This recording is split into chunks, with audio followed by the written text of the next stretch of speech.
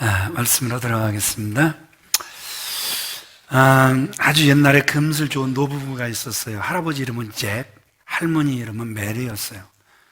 12월 25일 그 할아버지 할머니가 이렇게 집에 있자니 너무 심심해서 할머니가 갑자기 여보 우리 숨바꼭질 합시다. 그랬더니 할아버지 잭이 그래 어이구 여보 그럽시다. 그래서 이제 할아버지가 술래가 됐고 할머니는 숨는 거예요. 이 메리가 여기 땅 쌩 하더니 숨었어요. 이제 할아버지 잭이 그 집안에서 아무리 찾아도 할머니가 안 보여요. 이 할망구가 어디 갔어? 그리고 이제 창고로 이렇게 들어가서 할머니를 찾는데 갑자기 부스럭 소리가 나는 거예요. 할머니가 움직이다가 뭐 상자 같은 걸 밟았나 봐요. 그랬더니 그 할아버지가 씩 웃으면서 메리 크리스마스? 에이, 메리 크리스마스의 유래를 말씀드리는 거예요. 메리 크리스마스? 그래갖고 이제 아직도 감히 1부 때도 보니까 시작하니까 웃더라고요. 무슨 충청도 분이 오셨는데 시작한 지 2분 만에 웃더라고요. 자, 연말이 되면 왠지 쓸쓸해져요. 추운 계절이기도 하고 나뭇가지를 바라보면 항상하게 그지었습니다. 정말 삭막한 거예요.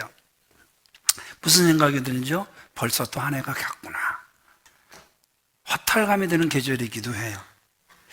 옛날에 어렸을 때는 제 나이보다 5년, 10년을 많게 맞으면 그분은 사랑스럽고 존경스럽고 먹고 싶은 거 다 사주고 싶을 정도로 고마운 분이었는데 요즘은 제 나이를 봐주는 사람이 고맙고 감사하고 이것저것 다 사주고 싶고 거기서 5년, 10년만 낮게 봐주면 평생 사랑할 것 같은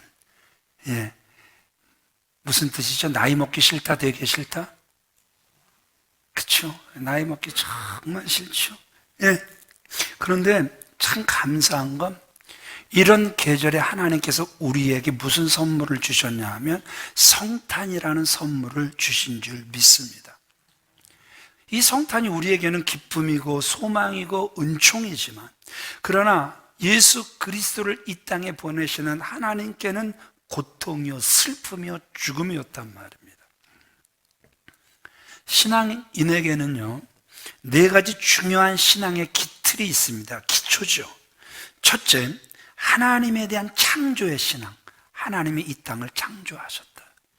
둘째, 십자가의 부활을 흔들리지 않고 믿는 신앙. 세 번째, 임마누엘의 신앙.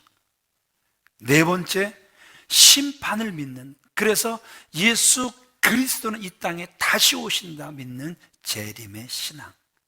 이 4가지 틀이 흔들리면 안 된다라는 거죠. 그 중에서도 이 임마누엘은 아주 중요한 신앙의 틀이란 말입니다. 이 임마누엘의 신앙이 없으면 이 현실적 삶에서 평안이 있을 수가 없는 거예요. 그러나 그 임마누엘의 신앙이 우리 속에 있으면 똑같이 고난이 있고 역경이 있고 그래서 시험 들 일, 그래서 어려운 일, 그래서 남들처럼 넘어지는 그러한 일들이 있을 수 있겠지만 그럼에도 불구하고 우리가 그 시험을 극복할 수 있는 것은 임마누엘, 그분 때문에 가능하다라는 것이죠. 아멘이십니까? 그 임마누엘이 언제 성취되는 것이죠? 바로 성탄의 성취가 되어지는 거란 말입니다. 우리 마태복음 1장 23절 말씀 같이 읽어보겠습니다. 시작. 보라, 처녀가 잉태하여 아들을 낳은 것이요 그 이름은 임마누엘이라 하리야. 처녀가 잉태하여 아들을 낳을 것이야. 그 이름을 임마누엘이라 하라. 임마누엘, 임마누엘, 그 이름은 임마누엘, 우리와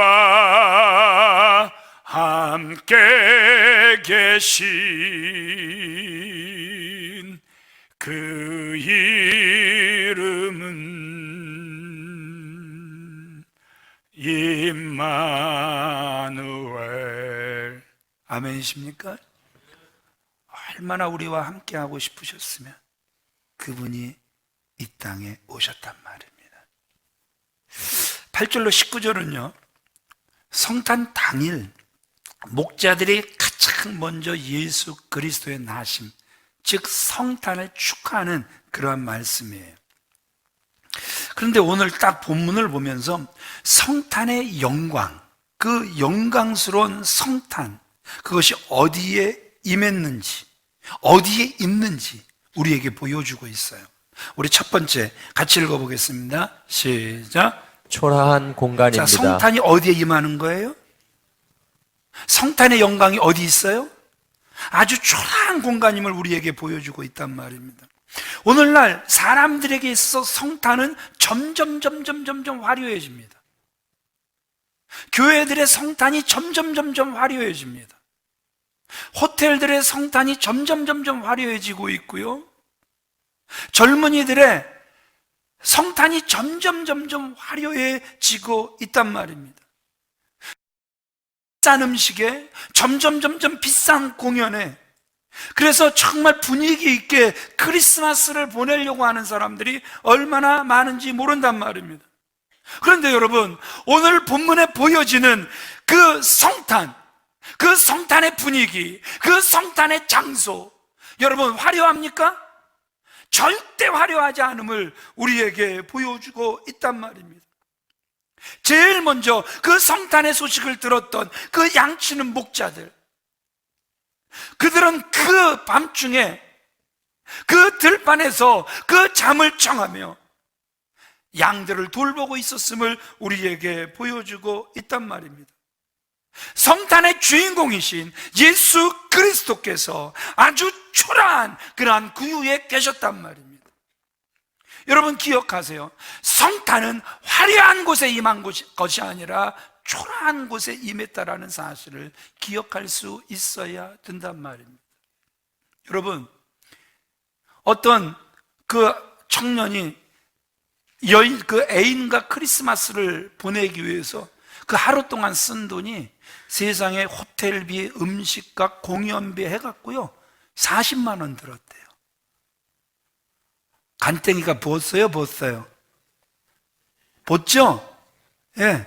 여러분, 아니 세상에 그 돈 만약에 오연이가 아빠, 이번 크리스마스 분위기 있게 보낼 거예요. 그래서 제가 한 50만 원 이렇게 벌써 썼어요. 그러면 송 집사님은 오연이가 정신이 있는 애 같아요? 없는 애 같아요? 예. 들었지? 네가 청년이 되더라도 넌 정신 차리고 살아라. 오연아, 꼭 실속 있게 너는 살아야 된단 말이지. 여러분, 지금 예수님이 이 땅에 다시 오신다면 어디를 예수님께서 찾아가시겠습니까?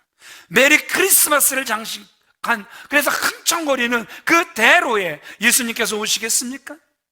멋있게 장식한 교회 건물?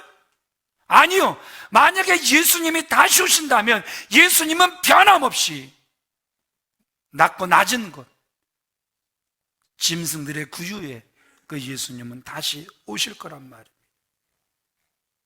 뒷골목 깊숙이 이 성탄이 기쁘지 않은 그러한 소외된 사람들에게 예수님은 임하실 거란 말입니다. 불치병과 싸우고 있는 아픈 이들의 병상을 예수님은 찾으실 거란 말입니다. 기쁜 성탄절을 노래하는 사람들의 그 흥청거리는 분위기 탓에 오히려 슬픈 성탄절을 맞이할 그들에게 예수님은 분명히 다시 찾으실 거란 말입니다.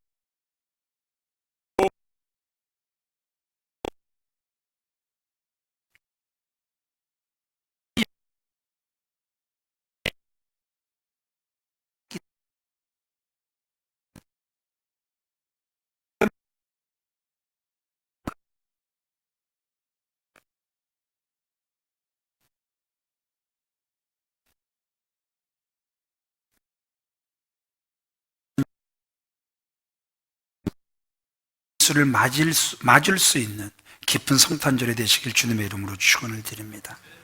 슬픈 성탄절을 맞는 사람들에게 진정으로 기쁜 성탄의 소식을 전할 수 있는 그런 성탄절이 되어지시길 주님의 이름으로 축원을 드립니다. 성탄절에 만약에 예수님이 빠져버렸어요. 아까 말씀드렸죠. 그 분위기 있는 호텔방에 남녀가 있는 그 호텔방에 예수님의 성탄이 있겠습니까? 흥청망청, 그래서 흐느적 때 그 술집에 여러분 정말 예수 그리스도의 성탄이 있겠습니까?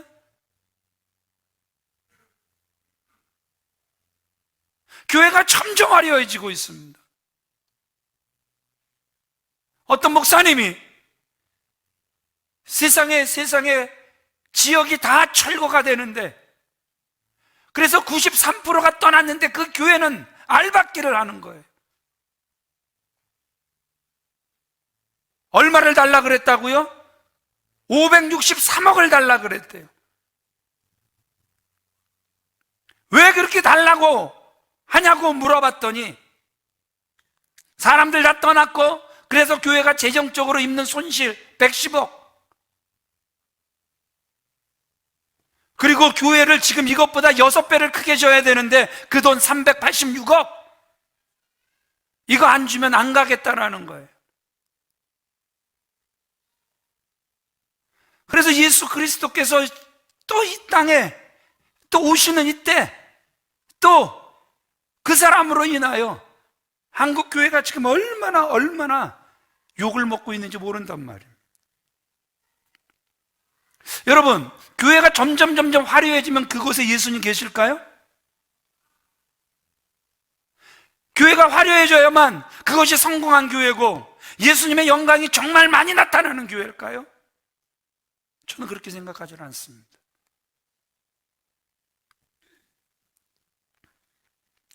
많은 사람들이 그래요.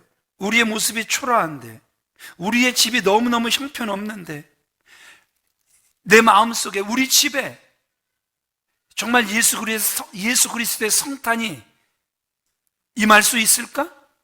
여러분, 아니라는 거예요. 그곳에도 오히려 예수 그리스도의 성탄의 영광이 더 빛난 줄 믿으시면 아멘 하시기 바랍니다. 우리 두 번째 같이 읽어보겠습니다. 시작. 왕궁이 아닌 들판입니다. 어두운 밤 들녘에서 그 양들을 지키고 있던 목자들에게 놀라운 일이 일어났습니다. 갑자기 찬란한 빛이 그들을 비추는 거예요. 9절 말씀 같이 읽어보겠습니다. 시작. 주의 사자가 곁에 서고 주의 영광이 그들을 두루 비침에 크게 무서워하는지라. 여러분, 주의 영광이 비추니 얼마나 밝았을까요? 여러분 생각해 보세요. 사도 바울은 그 빛 보다가 어떻게 됐어요? 눈이 멀잖아요. 그러니 여러분 제대로 뜨고 그 빛 볼 수 없었을 거란 말입니다. 게다가 그들이 또 다른 걸 보죠. 뭘 봅니까? 13절 같이 읽겠습니다. 시작. 호련히 수많은 천군이 그의 천사와 함께 하나님을 찬송하여 이르되. 그들이 누굴 본다고요? 수많은 천군 천사를 보는 거예요. 그리고 그들이 올려드리는 영광스러운 찬양을 듣는 거예요. 얼마나 놀랐을까요? 정말 초라한 그들인데 그들 위에 성탄의 영광이 임했기 때문에, 그 영광이 임하면서 여러분 그 장소는 똑같을까요? 그저 들판이란 말입니다. 그럼에도 불구하고 하나님의 영광이 그곳에 임하니 정말 화려한 장소가 된 줄 믿으시면 아멘 하시기 바랍니다. 우리가 크리스마스가 되면 우리가 계속 올려드리는 찬양 중에 하나가 있죠. 노엘 노엘 노엘 노엘 이스라엘 왕이 나셨네. 이게 무슨 뜻이죠? 노엘. 불어죠. 불어인데 기뻐 외쳐 기뻐 외쳐 이스라엘 왕이 하셨네. 기쁨의 외침이라는 소리가 노엘이라는 뜻입니다. 여러분, 정말 예수 그리스도의 나심이 기뻐서 이 한 주간 그 주님의 나심을 기뻐 외쳐보신 분 이 자리에 계십니까? 여러분, 언제부턴가 여러분 성탄의 감격이 우리 속에 싹 사라져 버렸단 말입니다. 보세요. 그 목자들이 그 천군 천사가 하나님께 영광 돌리는 그 모습을 보고 그래서 외치는 지극히 높은 곳에서는 하나님께 영광이요, 이 땅에서는 기뻐하심 입은 사람들 중에 평화로다. 그들이요 바로 그 예수님을 만나러 어디로 뛰어갑니까? 바로 베들레헴으로 들어가죠. 그리고 이내 예수님을 찾는단 말입니다. 16절, 17절 같이 읽어보겠습니다. 시작. 빨리 가서 마리아와 요셉과 구유에 누인 아기를 찾아서 보고 천사가 자기들에게 이 아기에게 대하여 말한 것을 전하니. 와, 정말 너무너무 영광스러운 모습, 천군 천사가 찬양하는 모습을 딱 보고 이제 그들이 베들레헴 아기 예수가 누워 계신 그곳으로 달려가 봤어요.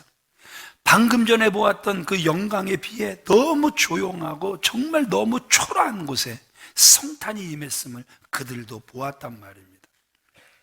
그리고 여기서 우리가 참 이상한 것을 발견할 수 있는데요, 우리 18절, 19절 말씀 같이 읽겠습니다. 시작. 듣는 자가 다 목자들이 그들에게 말한 것들을 놀랍게 여기되 마리아는 이 모든 말을 마음에 새기어 생각하니라. 자, 마리아가 이 모든 말 어디에 새기고 있다? 마음에 새기더란 말입니다. 지금 마리아는 이 성탄을 마음에 새기고 있음을 우리에게 보여주고 있단 말입니다. 마음에 새김, 정말 이러한 것은 믿음의 아주 중요한 모습들이란 말입니다. 어떻게 보면 그 마음에 새긴 성탄이 천군 천사들이 나타나 찬양한 것보다 더 큰 찬양일 것이란 말입니다. 더 큰 영광일 것이란 말입니다. 여러분, 예수 그리스도의 나심이 여러분들 마음속에 새겨져 있습니까? 예수 그리스도의 성탄이 여러분들 마음속에 자리 잡고 계십니까? 왜죠? 굉장히 연찮네요. 그래도 일부에는요 다 아멘 하시던데, 다시 예수 그리스도의 성탄이 여러분들 마음에 새겨져 있습니까? 너무 당연해서 아멘을 안 하신 건가요? 예. 그런데 여러분, 여러분들이 아멘은 하시지만 좀 이따 보게 되면 그것이 거짓말이라는 게 곧 드러날 거예요.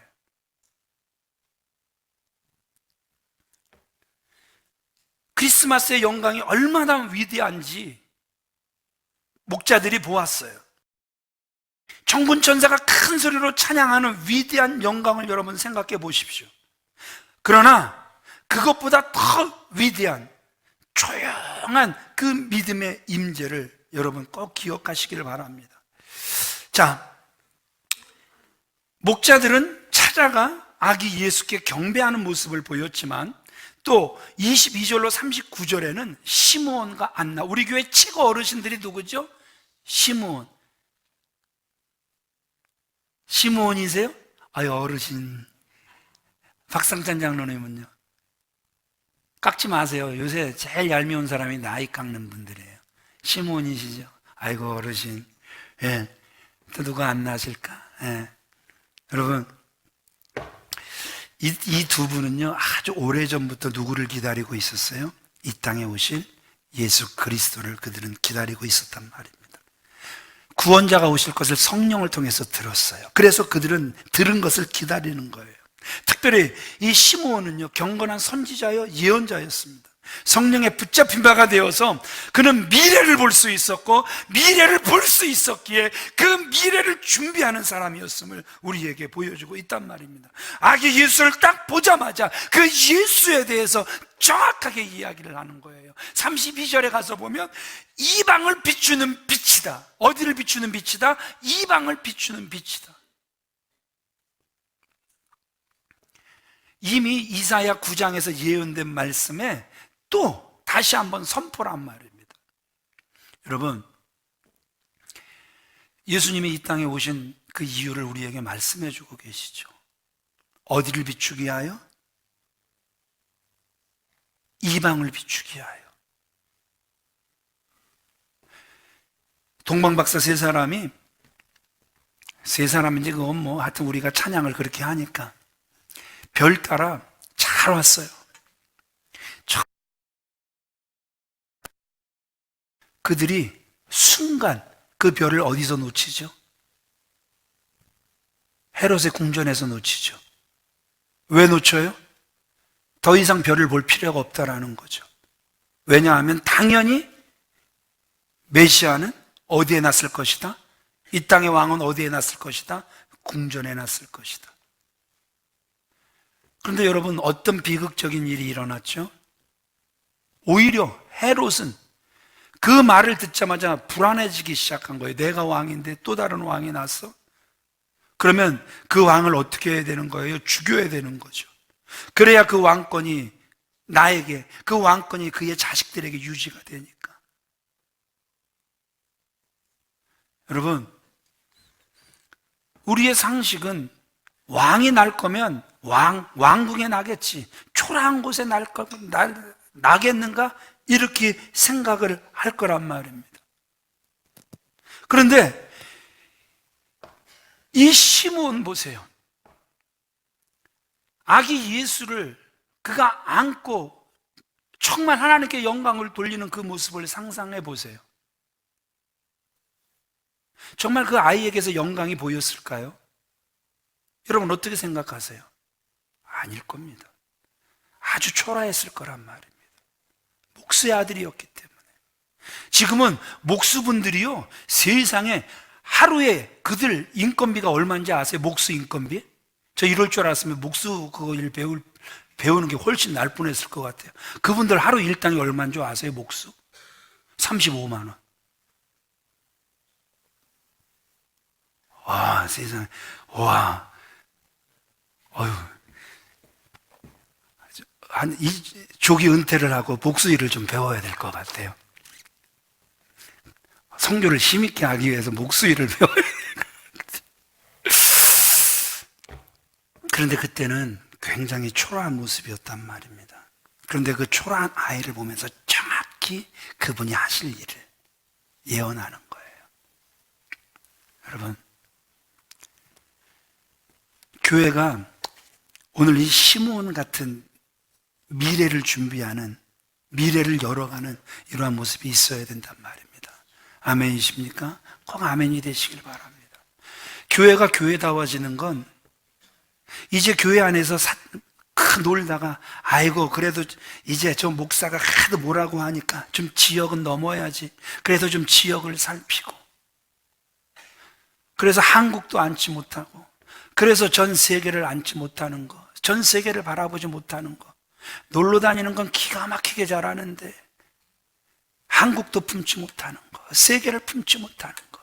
어떻게 보면 그 삶이 남들은 부러워하는 삶이 될 수 있지만 주님께서 보시기에는 정말 불쌍한 삶이거든요. 여러분, 수원 영락교회는 구원의 빛을 전 세계에 비추는 교회가 되기를 원합니다. 전 세계에 비추는 성도들이 되기를 원합니다. 그렇게 쓰임받는 통로들이 되시길 우리 주 예수 그리스도의 이름으로 축원을 드립니다. 오늘날 많은 사람들이 현실에만 급급하고 있어요. 미래를 전혀 보질 못한단 말입니다. 그래서 전혀 다가올 미래를 준비하지 못하는 안타까운 모습을 보는 거예요. 교회가 미래를 보지 못한다면, 성도가 미래를 보지 못한다면 그것처럼 불행한 것이 없는 거란 말입니다. 36절로 39절 안나 선지자가 나오죠. 84세 여선지자, 결혼한 지 7년 만에 과부가 되죠. 그러나 오히려 과부가 된 것이 그에게 있어서는 정말 기쁨이요 감사요, 오히려 주 오실 날을 기다릴 수 있게 되는 영광스러운 시간들이었단 말입니다. 왜 그런가 볼까요? 37절 말씀 같이 읽어보겠습니다. 시작. 이 사람이 성전을 떠나지 아니하고 주야로 금식하며 기도함으로 섬기더니. 안나가 깨어있는 사람이 될 수 있었단 말입니다. 연세가 드시면 드실수록 무엇으로 산다 그러죠? 무슨 힘? 밥심. 맞잖아요. 예? 할머니들 밥심 맞죠? 예. 입맛 떨어지면 하나님께서 불러가신 때가 됐다 그러잖아요. 그죠? 예. 입맛이 좋다가 갑자기 입맛 떨어져 보세요. 심각하지 마세요. 누가 불러가시는 거니까? 그럼 기뻐하셔야 되잖아요. 그죠? 아멘? 아유, 오생남 권사님이 제일 기뻐하시는 것 같아요. 아이고, 저런 분들이 교회에 많아야 되는 거예요, 사실은. 예, 왜냐, 그러면 소망이 분명하니까. 예, 다가올 미래에 대한 그 사모함이 아주 분명하게 있는 거니까. 사실 교회 안에 많아야 되는 게 맞단 말입니다. 여러분, 오늘 이 안나를 보세요. 84세가, 지금 오생남 권사님, 올해 연세가 어떻게 되셨어요? 예? 90 하나? 안나보다 좀 세시네? 예. 88. 88. 예. 예. 알았어요, 알았어요. 예. 말 시키면 겁나. 계속 말씀하시니까. 에이, 다 그것만 말씀하시면 되는데, 계속 말씀하셔요.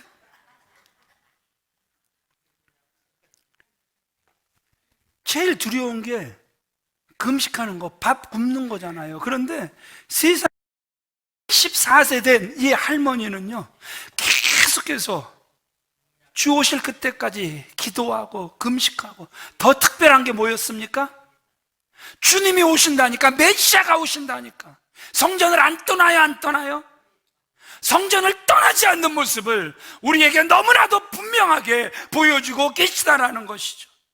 그래서 교회는 이런 시므온 같은 분들이, 교회는 이런 안나 같은 분들이 지금도 필요하단 말입니다. 말 많고 소문 많고 대접받으려는 사람들이 필요한 것이 아니라 주야로 하나님의 나라를 위하여 깨어있을 수 있는 사람, 그래서 금식하며 기도할 수 있는 사람, 그래서 예수 그리스도를 만남에 예수 그리스도의 나심을 기뻐 외칠 수 있는 이러한 안나와 시므온 같은 사람이 지금도 필요하단 말입니다. 아멘이십니까? 미래를 준비할 줄 아는 저와 여러분들이 꼭 되어지시길 바랍니다. 또 41절로 50절 말씀에 보면 이제 유월절을 맞고 예수님이 12살이 되면서 처음 이제 그 예수님께서 유월절을 지키기 위하여 예루살렘으로 가시는 거예요.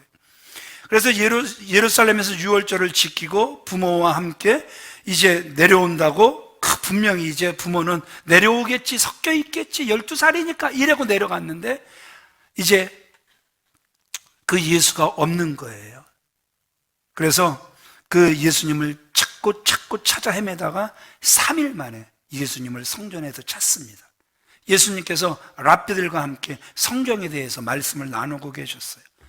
그때 놀란 부모가 뭐라고 그래요? 왜 이렇게 했니? 나무라는 거예요. 이때 예수님이 도리어 반문하십니다. 49절 같이 읽어보겠습니다. 시작. 어찌하여 나를 찾으셨나이까? 내가 내 아버지 집에 있어야 될 줄을 알지 못하셨나이까? 지금 제가 아까 그랬죠. 자, 임마누엘, 성탄이 우리 속에 임한 줄 믿으시면 아멘 할 때 여러분들이 또 너무 당연하니까 아멘 안 하다가 그래도 하셔야 된다니까 아멘들을 하셨어요. 그렇죠? 여러분, 그런데 여기서 보세요. 마리아는요, 천사를 통해서 동정녀, 그래서 동정녀가 메시아를 임신하게 될 것, 그래서 출산하게 될 걸 들었단 말입니다. 성령에 의한 잉태였단 말입니다. 목자들의 증언도 들었습니다. 동방박사 3사람이 황금 유황 몰약을 들고 와서 아기 예수께 경배하는 그러한 모습도 보았단 말입니다. 그럼에도 불구하고 마음에 새긴 것 같은데 12년이 되니까 까먹는 거예요. 여러분, 그런가 안 그런가? 50절 말씀 같이 읽어보겠습니다. 시작. 그 부모가 그가 하신 말씀을 깨닫지 못하다. 12년 만에 잊어버려요? 어마어마한 사건을 마리아는 다 체험했단 말입니다. 성령의 잉태를, 천사들의 소식 전함을, 목자들의 소리를, 동방박사들의 그 소리까지 어머니는 다 들었단 말입니다. 그럼에도 불구하고 몇 년이 지나니까 까먹더라? 12년이 지나니까 그 속에서 싹 다 흐려진 이런 모습을 우리에게 보여주고 있다는 것이죠. 기억하세요. 살다 보면 나도 모르는 사이에 성탄이 잊어지는 거예요. 안 잊는다, 안 잊는다. 나는 죽기까지 지킬 것이다, 지킬 것이다 하는데 나도 모르는 사이에 성탄이 잊혀지는 거예요. 그 부모님을 따라 예수님이 다시 갈릴리로 가요. 51절, 그 부모님에게 예수님이 어떻게 하시는가 같이 읽어보겠습니다. 시작. 예수께서 함께 내려가사 나사렛에 이르러 순종하여 받드시더라. 예수님이 철저하게 부모님께 순종하고 받들었어요. 그 부모가 예수님을 알아주지 못하는데 그럼에도 불구하고 예수님은 그 부모님께 순종하는 모습을 우리에게 보여주고 있다라는 것이죠. 예수님은요, 세상의 현실에도 순종하셨단 말입니다. 52절 말씀 같이 읽어보겠습니다. 시작. 예수는 지혜와 키가 자라가며 하나님과 사람에게 더욱 사랑스러워 가시더라. 오연이가 키가 많이 컸지? 키가 몇이야? 175 정도 돼? 야, 아빠하고 쓰면 네가 아빠보다 훨씬 크겠다? 근데 예수님은 키도 크셨는데 예수님은 거기에 또 보니까 지혜도 자랐어. 아빠만큼 지혜가 되니? 지혜 키는 작네? 이왕이면 지혜 키도 커라. 아빠만큼만 크면 된다. 그러면 너는 진짜 고집스럽게 주님이 원하시는 길 아빠처럼 갈 수 있다. 정말 아빠는 귀한 분이다. 만 딱 본받을 줄 알면 하나님이 아빠가 심어놓은 모든 것들을 너를 위해서 다 풀어주실 거다. 아멘을 해라. 사람이 주워 담을 수는 있어야지. 이건 주워 담는 거예요. 넙죽 담는 거예요. 이거는. 여러분 생각해 보세요.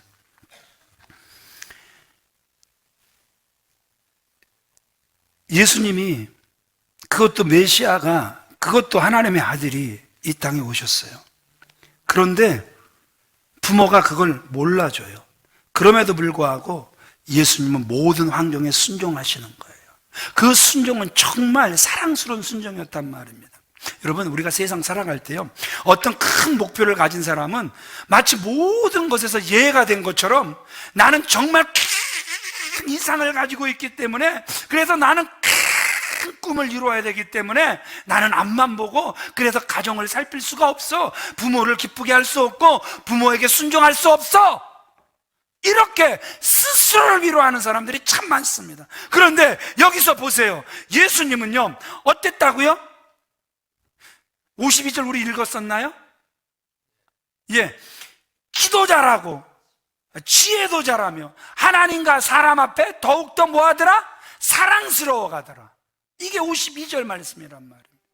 오연이 유연이 키가 더 자라길 바라고. 유연아 키가 더 자라라? 지혜도 더 자라라? 그러나 더 나아가야 될 건 하나님께 사랑받아라. 근데 대부분 사람들은 하나님께 사랑받으면 되지가 아니라 사람에게도 사랑받아라. 얘들이 그건 어려운 거야. 여러분 사람에게도 사랑받게 되시길 주님의 이름으로 축원을 드립니다. 예, 큰 목표를 가진 사람일수록 더 하나님과 사람 앞에 사랑스러운 사람이 돼야 함을 예수님을 통해서 우리에게 보여주고 있단 말입니다. 예수님의 현실은 어땠습니까? 정말 부족하고 열악했단 말입니다. 그러나 예수님은 자신을 이해해주지 못하는 현실을 짜증내신 것이 아니라 온화하게 품으셨음을 우리에게 보여주고 있단 말입니다. 그래서 모든 사람에게 예수님은 사랑스러운 분이셨음을 우리에게 보여주고 있다면 저와 여러분들이 이 성탄을 맞이하며 다시 한번 이 말씀을 기억할 수 있게 되길 주님의 이름으로 축원을 드립니다. 이 땅을 살 때 우리는 이상과 현실이라는 딜레마에 빠질 때가 있단 말입니다. 그러나 이 두 가지가 그렇게 모순되지 않는 거예요. 여러분 예수님이 가신 것처럼 우리는 이 둘을 잘 좋아하며 우리의 길을 걸어가야 될 줄 믿으시면 아멘 하시기 바랍니다. 이상을 가지고 현실을 포용하며 살아가시는 저와 여러분들이 되어주시길 우리 주 예수 그리스도의 이름으로 축원을 드립니다. 아까도 말씀드렸죠. 근데 이 땅에 기쁨이 사라졌다, 다 사라져버렸다? 사라져버렸어요. 어릴 때와 비교가 되지 않을 정도로 기쁨이 사라져버렸어요. 왜 성탄절임에도 불구하고 믿는 사람들 마음속에 기쁨이 싹 다 사라졌을까요? 고마운 분들에게 카드도 보내고 자녀들에게 선물도 하고 어려운 사람들을 또 도와주기도 하지만, 그러나 중요한 건 우리 마음속에 기쁨이 없다라는 거예요. 왜 기쁨을 느끼지 못할까요? 나이가 들어서요? 이제 이 세상 하나도 재미없어서요? 아니에요. 어떤 목사님이 은퇴를 하셨어요. 은퇴를 하려면 멋있게 할 거야. 그래서 목사는 교회에서 멀리 떨어져야 돼. 그래갖고요, 은퇴를 하시면서 멀리 이사를 갔어요. 너무너무 기쁘게 자랑스럽게 이래야지 스스로 기뻐하며 내려갔어요. 그런데 얼마 지나지 않아 멀리 갔다고 전화 한 통 없는 교인들, 전화 한 통 없는 후임 목사님, 너무너무 마음속에 섭섭해지기 시작한 거예요. 아무리 그래도 이렇게까지는 아니었는데, 외로워서 못 살아요. 그래갖고 목사님이 교회 근처로 다시 이사를 왔어요. 여러분, 어떻게 생각하십니까? 지금 우리들의 문제점, 그 목사님의 문제점이 뭡니까? 지금 목사님의 문제점은 이런 거란 말입니다. 이제 은퇴하고 혼자라는 걸 느끼는 것은, 외로움을 느끼는 것은 예수님과의 실질적인 교제를 놓쳐버린 거란 말입니다.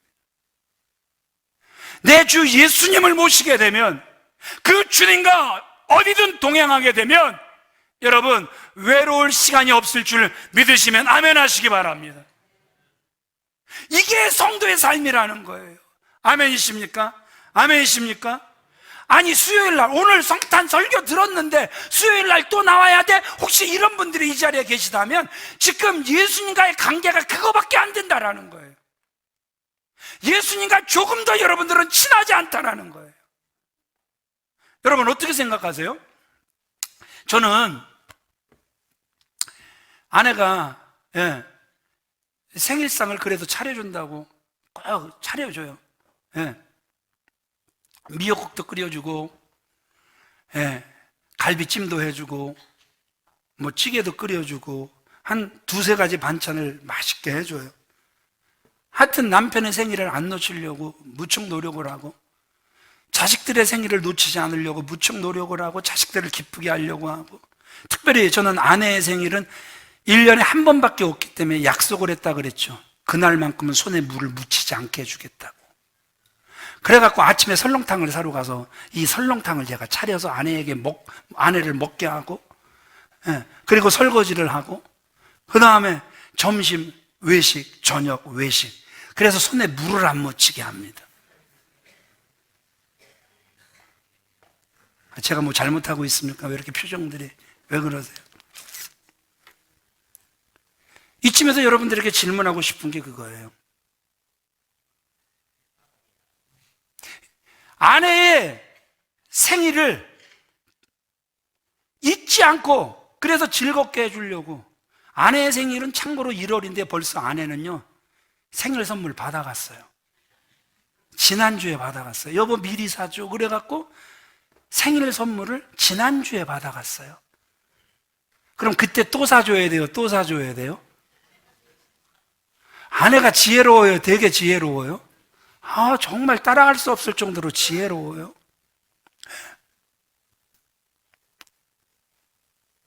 어찌됐든 그 아내와 사니까, 자식들하고 사니까, 남편하고 사니까 내 생일, 아내의 생일, 자녀의 생일을 잊지 않고 남편을, 아내를, 자식들을 기쁘게 하려고 한다면 12월 25일은 누구 생신입니까?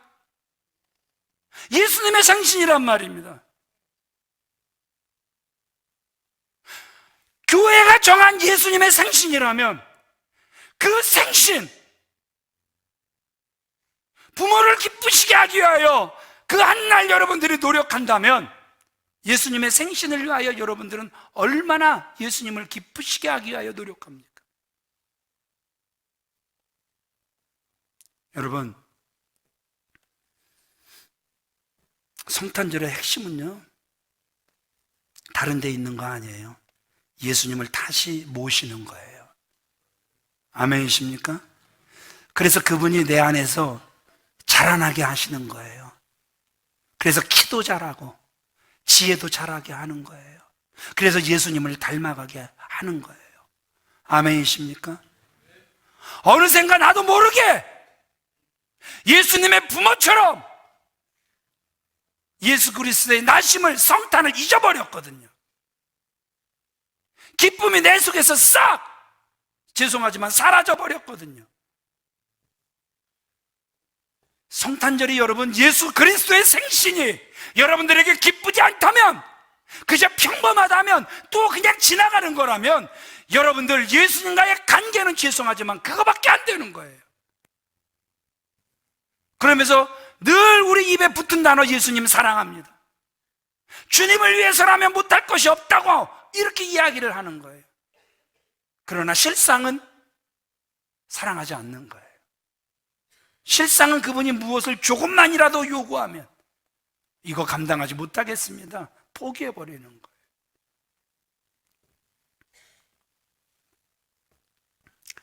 성탄절을 맞아 믿음의 주에 온전케 하시느니 우리 주 예수 그리스도를 더욱더 바라볼 수 있는 저와 여러분들 되어주시길 주님의 이름으로 축원을 드립니다. 성탄절이 기쁘지 않다면 마음에 문제가 생긴 거예요. 병이 들은 거예요. 예수님께서 왜 짐승들을 키우던 마국간에 태어나셔야 했습니까? 빈방이 없었기 때문에 그랬죠. 지금 많은 사람들이 이와 같아요. 우리 마음속에 너무나 많은 것들이 가득 차서 우리 마음속에 주님이 들어오실 자리가 없는 거예요. 지금도 노크하고 계실 거예요. 문을 열어라, 문을 열어라. 그러면 내가 들어가 너로 더불어 먹을 것이다. 내가 너를 먹을 것이야.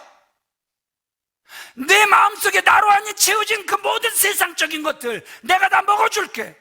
그리고 너는 나를 먹어, 나를 닮아가라.